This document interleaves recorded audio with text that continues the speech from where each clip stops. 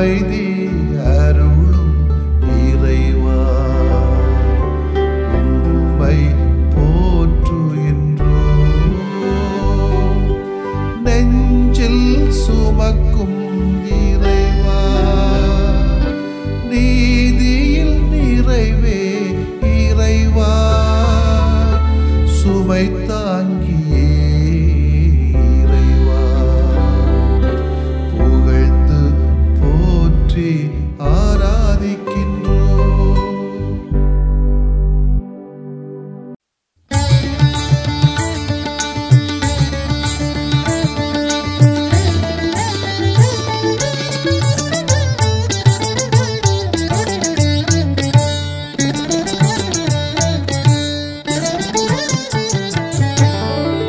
உணவாய் உணவாய் நீ வந்தாய், உறவில் உறவில் நீ கலந்தாய், உன்னை உண்ண நீ தந்தாய், உன்னில் வாழுவேன்.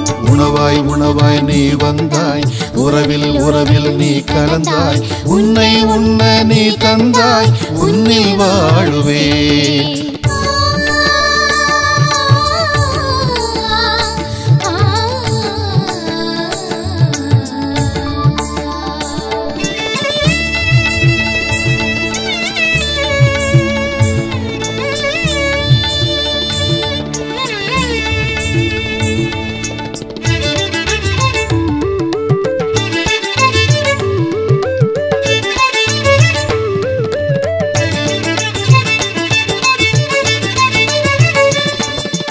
என்னில் வாரும் என்னில் தங்கும் எந்தன் இயேசுவே, என்னில் எழவே எத்தனை மாற்றம் உன்னால் இயேசுவே.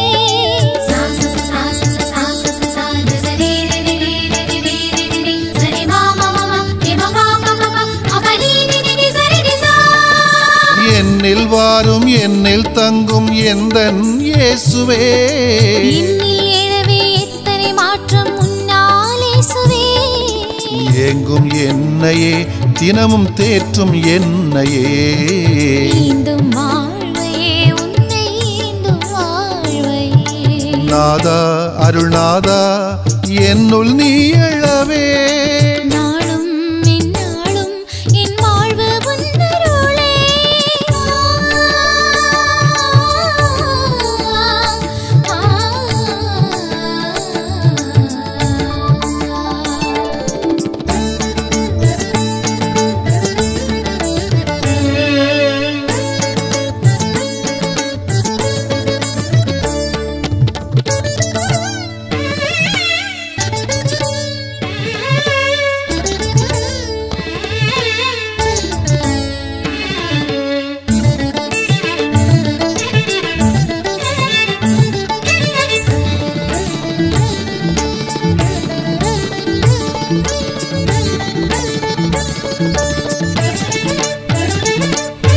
கையில் சேரும் செல்வம் எல்லாம் நிம்மதி வழங்குமோ, நேர்மை இல்லா வாழ்க்கை எல்லா நன்மை செய்யுமோ.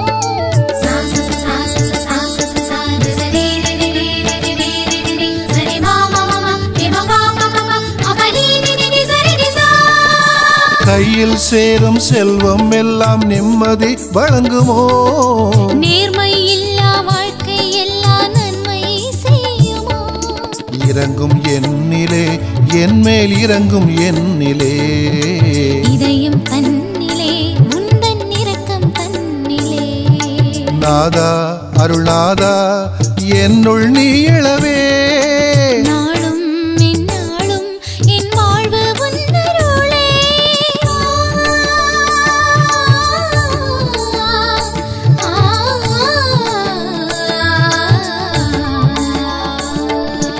உணவாய் உணவாய் நீ வந்தாய், உறவில் உறவில் நீ கலந்தாய், உன்னை உண்ண நீ தந்தாய், உன்னில் வாழுவேன். உணவாய் உணவாய் நீ வந்தாய், உறவில் உறவில் நீ கலந்தாய், உன்னை உண்ண நீ தந்தாய், உன்னில் வாழுவேன்.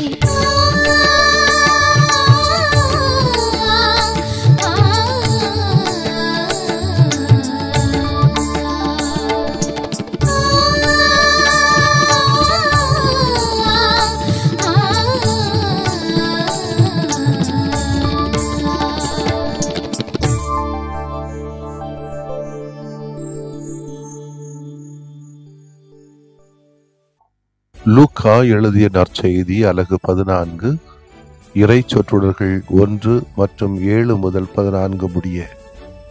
அக்காலத்தில் ஓய்வு நாள் ஒன்றில் இயேசு பரிசேயர் தலைவர் ஒருவருடைய வீட்டிற்கு உணவருந்த சென்றிருந்தார். அங்கிருந்தோர் அவரை கூர்ந்து கவனித்தனர். விருந்தினர்கள் பந்தியில் முதன்மையான இடங்களை தேர்ந்து கொண்டதை நோக்கிய இயேசு அவர்களுக்கு கூறிய அறிவுரை: ஒருவர் உங்களை திருமண விருந்துக்கு அழைத்திருந்தால் பந்தியில் முதன்மையான இடத்தில் அமராதீர்கள். ஒருவேளை உங்களை விட மதிப்புக்குரிய ஒருவரையும் அவர் அழைத்திருக்கலாம்.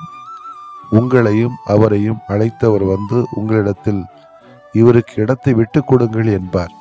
அப்பொழுது நீங்கள் வெட்கத்தோடு கடைசி இடத்திற்கு போக வேண்டியிருக்கும்.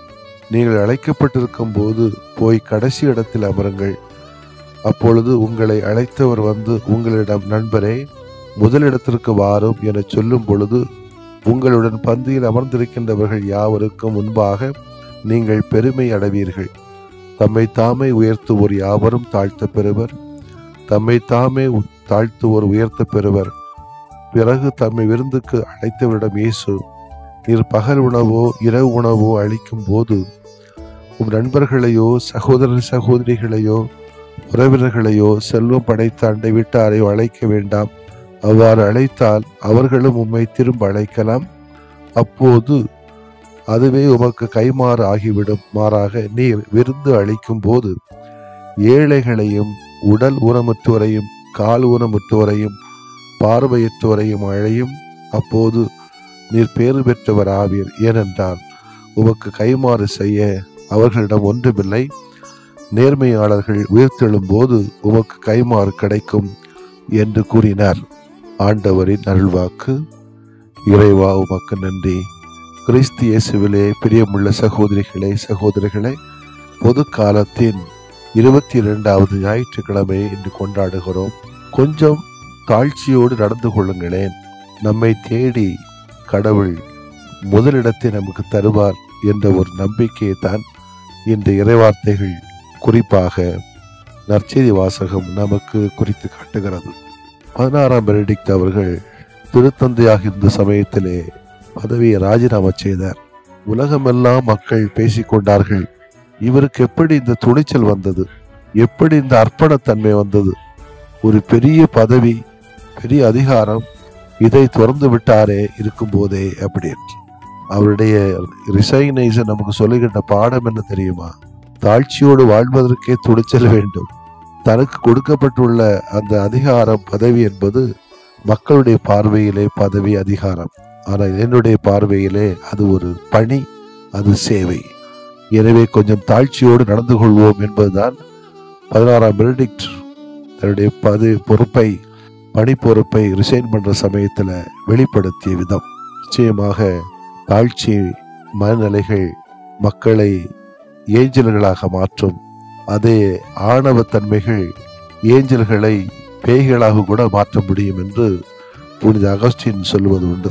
இயேசு தன்னை முழுமையாக எம்டி ஆக்கிவிட்டார். அடிமை நிலையில் மனித தன்மையில் மனித உருவிலே காட்சி தந்து சாவை ஏற்கிற அளவுக்கு, அதுவும் சிலுவை சாவை ஏற்கிற அளவுக்கு இயேசு தாழ்ச்சியாக தன்னுடைய பணியிலே நடந்து கொண்டார் என்பது வரலாறு சொல்கிற பாடம். கடவுள் இயேசுவை தேடி வந்து அவரை விண்ணகத்திற்கு எடுத்து சென்றார். தம்மை தாமே தாழ்த்துவோர் உயர்த்தப்படுவர் என்னும் இன்றைய மைய கருத்தினை நற்செய்தி வாசகத்திலே காண்கிறோம். மானிட வாழ்வின் சுவைமிகு முரண்பாடுகளில் இதுவும் ஒன்றுதான். வலிமையுடையோர் எப்பொழுதுமே வெற்றி பெற முடிவதில்லை. வலிமை குன்றியவர்களும் வெல்ல முடிகிறது. அதுபோல நெஞ்சிலே செருக்குத்தோர் எப்பொழுதும் இறைவனால் சிதறடிக்கப்படுகிறார்கள். தம்மையை தாழ்த்திக் கொள்கின்றவர்களுக்கு இறைவனின் முன்னிலையில் பரிவு கிடைக்கும் என்று சீராக்கின் ஞான நூல் கூட தெரிவிக்கிறது. இப்படி ஆண்டவரின் ஆற்றல் பெரிது, ஆயினும் தாழ்ந்தோரால் அவர் மாட்சி பெறுகிறார் என்று வாசிக்கிறோம். எனவே வாசகம் தொடங்கும் முதல் வாக்கியத்தை மீண்டும் கவனித்தால் தெரியும். சீராக்கின் ஞானம், குழந்தாய், நீ செய்வது அனைத்தையும் பணிவோடு செய். தம் இதயத்தில் தாழ்ச்சியை, பணிவை வளர்த்து கொள்ளலாம். சில சமயங்களில் நம்ம பங்குகளில், சமூகங்களில் பார்த்தா தெரியும், ஒரு சின்ன பீட்ட ஒரு பொறுப்பு இருக்கும். சபையிலேயோ சங்கத்திலேயோ இயக்கத்திலேயோ அன்பியத்திலேயோ என்ன பீத்துவாங்க தெரியுமா? அதை வச்சுக்கிட்டே ஏதோ உலகமெல்லாம் அவங்க கைக்குள்ளதான் இருக்கிறது போல நினைச்சுக்குவோம். ஒரு சாதாரண ஒரு சின்ன பணி பொறுப்பு சில சமயங்களில் கேவலமாக வெக்கமாக இருக்கும். அதை வைத்துக்கொண்டு விளையாடுற விளையாட்டுகளை தான் பார்த்தா கடவுள் ஆட்சியை மக்களுக்கு அறிவித்த ஆண்டவர் இயேசு உலக பார்வையில் அமைந்த மதிப்பீடுகளை தலைகளாக புரட்டி போட்டார். எனவே அவருடைய போதனை புரட்சிகரமானதாக இருந்தது. அந்த புரட்சி அரசியல் புரட்சியோ சமுதாய புரட்சியோ அல்ல, மாறாக ஒரு வேரோட்டமான ஆன்மீக புரட்சி. அதன் விளைவாக மனித சமுதாயத்தில் மாற்றம் திகழ வேண்டும் என்றும் மனித உறவுகள் அன்பையும் நீதியையும் அடித்தளமாக கொண்டு எழ வேண்டும் என்றும் இயேசு போதித்தார். உலக கணிப்புப்படி யார் யார் தம்மை உயர்த்துகின்றார்களோ அவர்கள் உயர்ந்தவர்களாக கருதப்படுகிறார்கள். தாழ்நிலையில் உள்ளோர் தாழ்ந்தவர்களாக கருதப்படுகிறார்கள். ஆனால் இயேசுவின் பார்வை வேறு. தாழ்ச்சி என்னும் நற்பண்பு நமக்கு வேண்டும் என அவர் கற்பித்தார். அப்பண்பு நம்மிடம் இருந்தால் நம்மையே உயர்ந்தவர்களாக கருதவோ பிறரை தாழ்ந்தவர்களாக கணிக்கவோ நாம் முற்பட மாட்டோம். உயர்வும் தாழ்வும் மனித பார்வையில் எழுவது. கடவுளை பொறுத்தமட்டில் எல்லா மனிதரும் சமமே. ஆனால் பதவி அந்தஸ்து போன்ற அளவீடுகளின் அடிப்படையிலே மனிதர் உயர்ந்தவர் தாழ்ந்தவர் என பாகுபடுத்தி உயர்ந்தோருக்கு முதலிடம் தாழ்ந்தோருக்கு கடைசி இடம் என்ற சட்டங்கள் வகுக்கின்ற மனிதர்கள் கடவுளின் பார்வையை கொண்டிருக்கவில்லை என்பதை இயேசு சுட்டி காட்டுகிறார். மனித மதிப்பீடுகளை கடவுள் புரட்டி போடுவதை லூக்கா ஏற்கனவே பதிவு செய்தார்.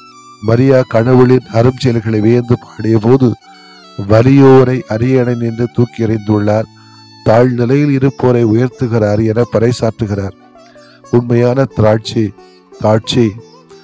தாட்சி எதில் அடங்கியிருக்கிறது?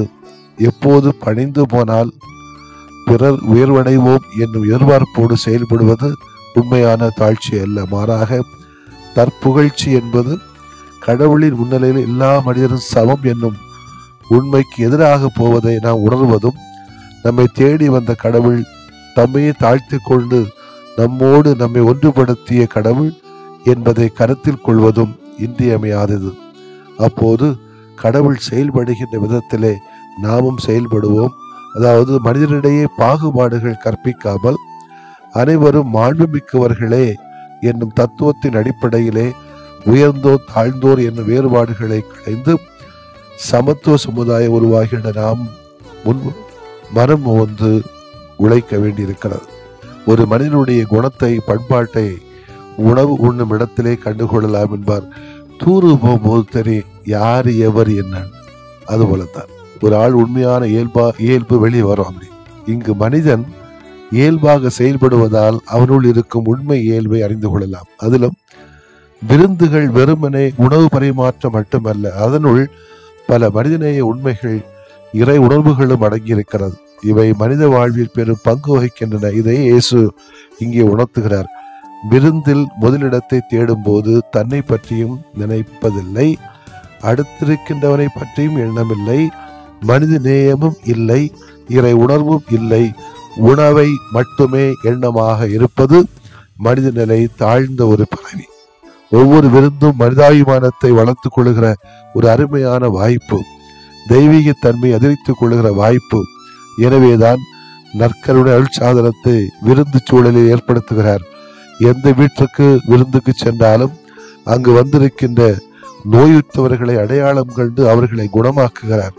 முதலில் அவர்களின் மனச்சுமையை இறக்கி வைக்கிறார், பாதங்களை கழுவுகிறார்.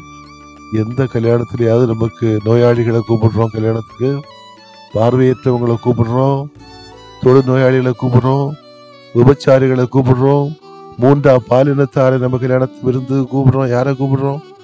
நமக்கு யாரு மொய் தருவாங்களோ அவங்கள தான் நம்ம கூப்பிடுறது வழக்கம். இப்படிப்பட்ட ஆட்களை கூப்பிட்டா மொய்யும் கிடைக்காது, மொயின்னு தான் இருப்பாங்க. அது நமக்கு கேவலமாக நினைக்கிறோம். யாருக்கு சாப்பாடுக்கு தின்ன வழி இல்லையோ அவர்களை கூப்பிட்டு வயிறார சாப்பாடு போடுவதுதான் விருந்துக்கு அழகு சேர்க்கும் என்பதை நான் மறந்து விட்டேன். சில சமயங்கள் அவளை அழைத்தாலே, ஒருவேளை தெரியாமலே வந்தாலே அவர்களுக்கு ஒரு தீட்டு என்று சொல்லப்படுகிற ஒரு சமுதாயம். ஆங்காங்கே ஒரு சில பேர் ஏற்றுக்கொள்கிறார்கள், போய் ஏழைகளுக்கு சாப்பாடு கொடுக்கிறார்கள், பாராட்டுகிறேன், தலை வணங்குகிறேன். அப்படிப்பட்ட பண்பு வளர்ந்தால் மிக மிக நல்லது. இயேசுனுடைய போதனையை கருத்தூன்றி கேட்டு அவர் செயல்பட்டது போல நாமும் வாழ்ந்தால் முதலிடம் நம்மை தேடி வரும். ஆமேன். மன்றாடுவோமாக. தாழ்ந்தோரை உயர்த்தும் இறைவா, உம்மை போற்றுகிறோம். இதயத்தில் தாழ்ச்சியின் பணியுமிக்கவர்களாக நாங்கள் வாழ பணிபுரிய அருள்தாரும். எங்கள் வாழ்விலும் பணியிலும் நீரே மாட்சி அடைவீராக. ஆமென். விரும்புகிறேன் நீயும் குணமாகு, அஞ்சாதே நான் என்றும் உன்னோடு. விரும்புகிறேன் நீயும் குணமாகு, அஞ்சாதே நான் என்றும் உன்னோடு.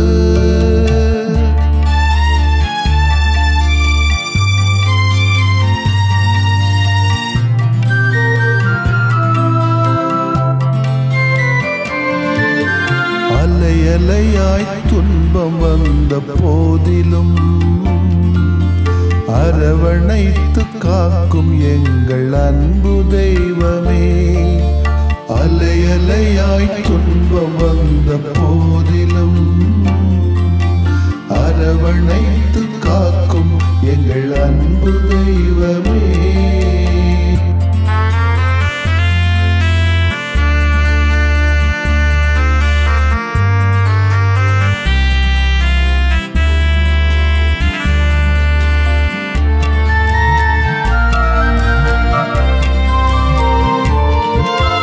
கடும் காய்ச்சலால் அவதியுற்றோம் தெய்வமே,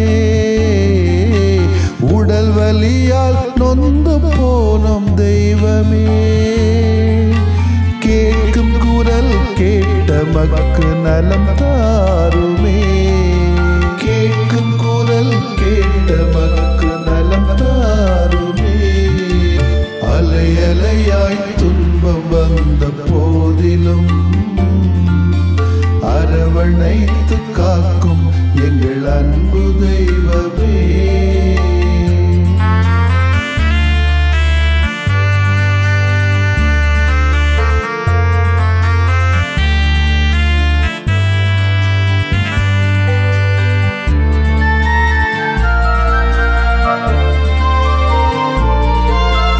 உள்ளம் நிறைவை இழந்து நின்றோம் தெய்வமே,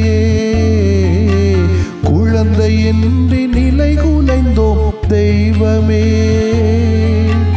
கேட்கும் குரல் கேட்ட மக்கு நலம் தாருமே, கேட்கும் குரல் கேட்ட மக்கு நலம் தாருமே. அலையலையாய் துன்பம் வந்த போதிலும் அரவணைத்து காக்கும் எங்கள் அன்பு தெய்வமே.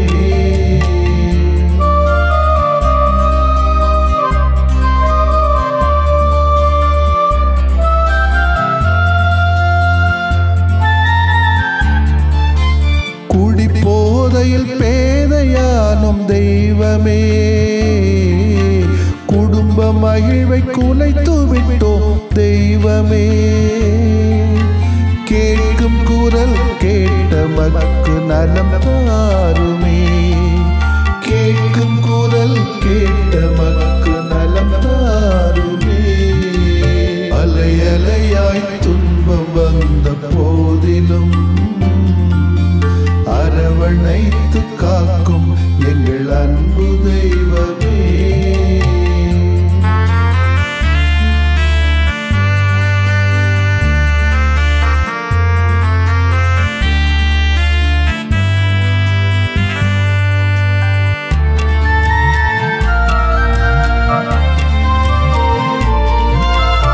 புற்று நோயால் பலம் இழந்தோம் தெய்வமே,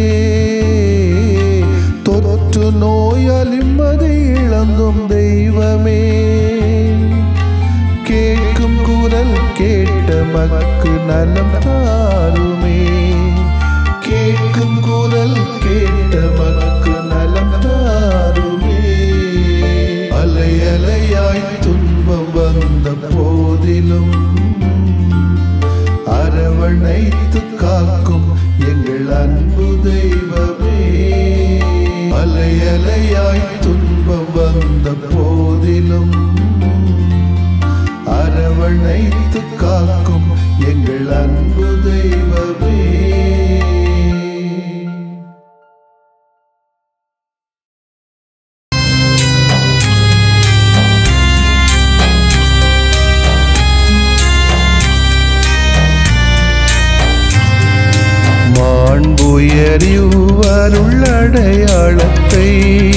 தாழ்ந்து பணிந்து ஆராதிப்போம். பழைய நியம முறைகள் அனைத்தும் இனி மறைந்து முடிவு பெறுக. புதிய நியம முறைகள் வருக. புலன்களாலே மனிதன் இதனை அறிய இயலா. குறைகள் நீக்க நம்பிக்கையின் உதவி பெறுக.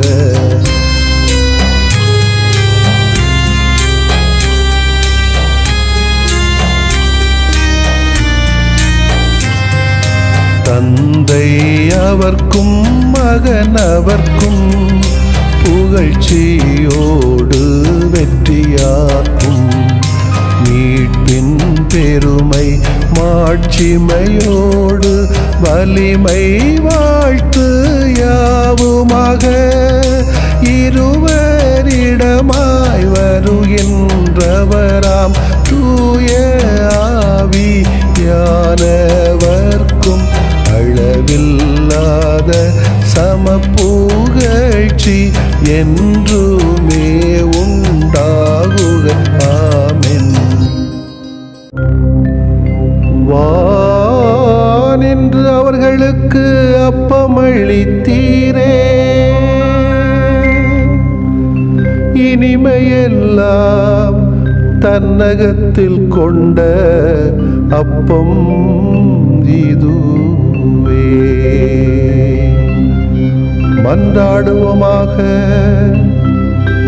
இறைவா, இந்த வியப்புக்குரிய அருளடையாளத்திலே உம்முடைய பாடுகளின் நினைவு எங்களுக்கு விட்டு சென்றீ. உம் திருவுடல் திருரத்தமாகியவற்றின் தூய மறைபொருளை வணங்கும் நாங்கள் உமது மீட்பின் பயனை இடைவிடாமல் துய்த்து உணர்ந்து மகிழ அருள்வீராக. தந்தையாகிய இறைவனோடும் தூய ஆவியாரின் ஒன்றிப்பில் இறைவனா என்றென்றும் வாழ்ந்து ஆட்சி செய்கின்ற உம்மை மன்றாடுகிறோம்.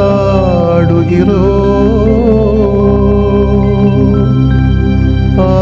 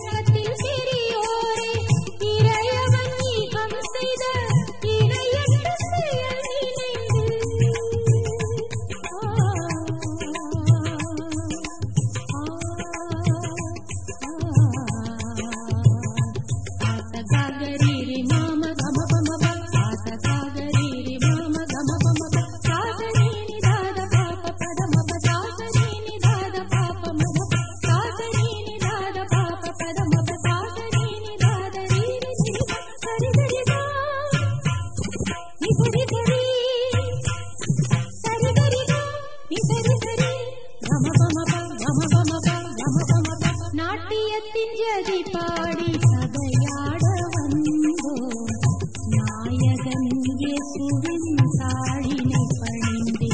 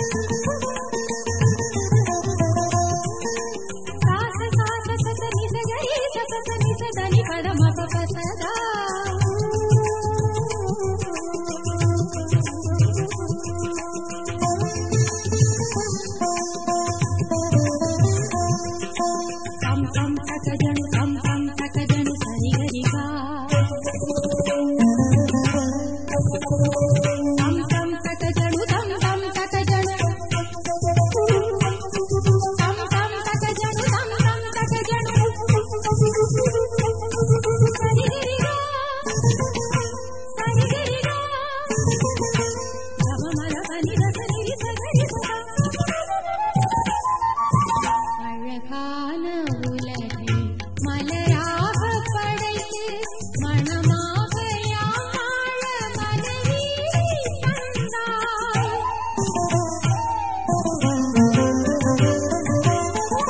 மண்வாழும் பொழுது மனம் பாடி மகிழ மாணிக்க உறவாக மனிதரும் தந்தாய். உன்னன்பு சிறகினிலே உயிரெல்லாம் அடைக்கலமாய் இதமாக நிறம் வாழும் விதம் எண்ணி மகிழ்ந்தேன்.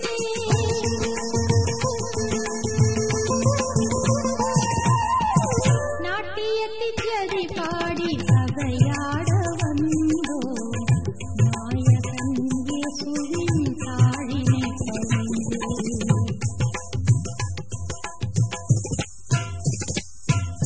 கிட்டத்தோ கிட்டத்தோ கிட்டத்தோ கிட்டத்தோ ததிம் ததிம் தாங்கடதக ததிம் ததிம் தாங்கடதக ததிம் ததிம் தா தக்கதா தக்கிட்டதா தக்கதிம் தக்கிட்டதா தக்கிட்டதா தா தக்கதீம் தீம் தக்கிட்டதீம் தீம் தக்கதிம் தக்கிட்டதா தக்கிட்டதா தக்கதின்ன ததி கிட்டத்து தீம் தக்கதின்ன ததி கிட்டத்து தா தக்கதின்ன ததி கிட்டகுதி தக்கதின்ன ததி கிட்டகுதா தக்கதின்ன ததி கிட்டகுததி கிட்டகுததி கிட்டகுதா தக்கதின்ன ததி கிட்டகுதி தக்கதின்ன தாத்ரி தாத்ரி தாத்ரி தாத்ரி தாத்ரி தாத்ரி தா தீம் தக்கதின்ன தாத்ரி தாத்ரி தாத்ரி தாத்ரி தாத்ரி தாத்ரி தா தாம் தக்கதின்ன தாத்ரி தாத்ரி தாத்ரி தாத்ரி தாத்ரி தாத்ரி தா.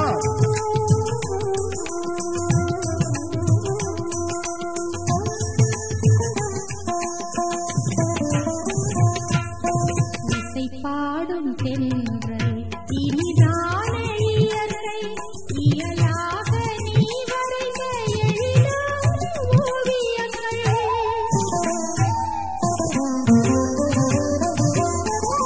இதை காணும் பொழுது இறைவாவும் இதயம் எத்துணை அழகென்று வியந்தே மகிழ்ந்தோம். என்றென்றும் நீ வாழும் புவியிலம் இயற்கை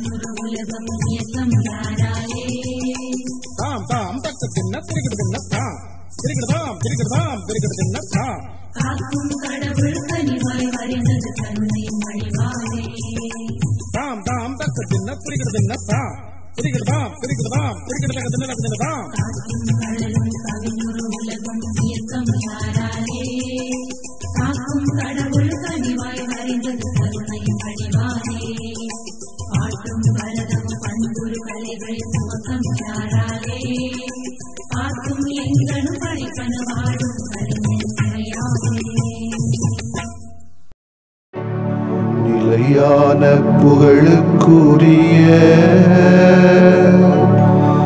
தூய இறை நன்மைக்கு எல்லா காலமும் தொழுகையும் புகழும் போற்றியும் ஆட்சிமையும்